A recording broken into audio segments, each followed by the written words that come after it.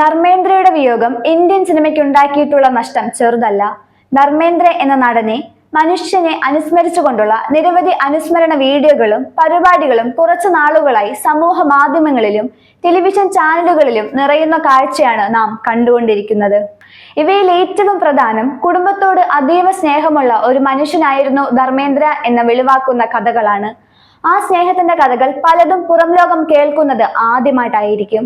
ധർമ്മേന്ദ്ര വിട്ടുപോയത് അനവധി ഹിറ്റ് ചിത്രങ്ങളെയും ആരാധകരെയും മാത്രമല്ല, ബന്ധങ്ങളുടെ ചൂടും ഓർമ്മകളുടെ തണലും കൂടിയാണ്.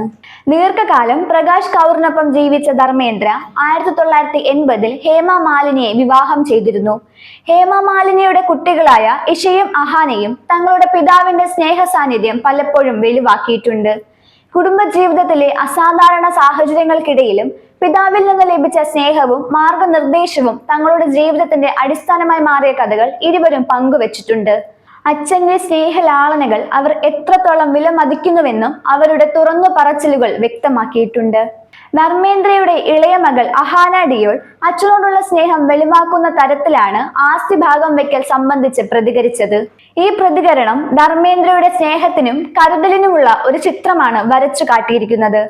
ധർമ്മേന്ദ്രയുടെ സ്വത്ത് വിഭജനം സംബന്ധിച്ച ചർച്ചകൾ മാധ്യമയിടങ്ങളിൽ കൊടുമ്പിരി കൊള്ളുമ്പോൾ അഹാന തനിക്ക് അച്ഛന്റെ ഓർമ്മയ്ക്കായി ഒന്നു മാത്രം മതി എന്ന നിലപാടിലാണ്. ഏറെ കൗതുകം ജനിപ്പിച്ചിരിക്കുകയാണ് ഈ ആവശ്യം. എല്ലാവരെയും അമ്പരിപ്പിച്ചുകൊണ്ട് അഹാന പറഞ്ഞത് താൻ ആഗ്രഹിക്കുന്നത് പണമോ ഭൂമിയോ കൊട്ടാരമോ അല്ല, പക്ഷെ പിതാവിന്റെ ആദ്യ കാറായ ഫിയറ്റ് 1100 ആണ് എന്നാണ്. ആ കാർ തനിക്ക് വെറുമൊരു വാഹനമല്ല, തന്റെ ബാല്യകാല ഓർമ്മകൾ ഹൃദയത്തിൽ സൂക്ഷിച്ചിരിക്കുന്ന ഒരു ജീവിക്കുന്ന സ്മാരകമാണ്. അത് അപൂർവമായ ഒരു കാർ ആയതിനാലല്ല, എനിക്ക് അതിനൊപ്പം ബന്ധപ്പെട്ടുള്ള ഓർമ്മകളാണ് വിലപ്പെട്ടത്, അഹാന പറഞ്ഞു.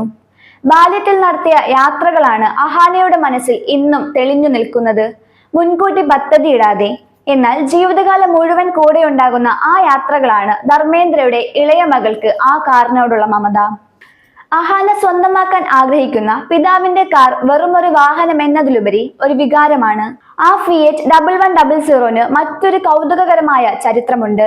1960 വെറും 18,000 രൂപയ്ക്ക് തന്റെ സിനിമാ ജീവിതത്തിന്റെ ആദ്യ ഘട്ടത്തിലാണ് ധർമ്മേന്ദ്ര ഈ കാർ വാങ്ങിയത്. അന്ന് അദ്ദേഹം സിനിമാ ലോകത്ത് ഒരു തുടക്കക്കാരൻ മാത്രം. അവസരങ്ങൾ കിട്ടാതെ വന്നാൽ എന്തു ചെയ്യുമെന്ന ആശങ്ക അദ്ദേഹത്തെ നിരന്തരം പിന്തുടരുന്ന കാലമായിരുന്നു അത്. ഒരു ദിവസം സിനിമകളിൽ അവസരം കിട്ടാതെ വന്നാൽ ആ കാർ ഓടിച്ച് മുംബൈ തെരുവുകളിൽ ടാക്സി സർവീസ് നടത്താമെന്നായിരുന്നത്രേ അദ്ദേഹത്തിന്റെ ചിന്ത.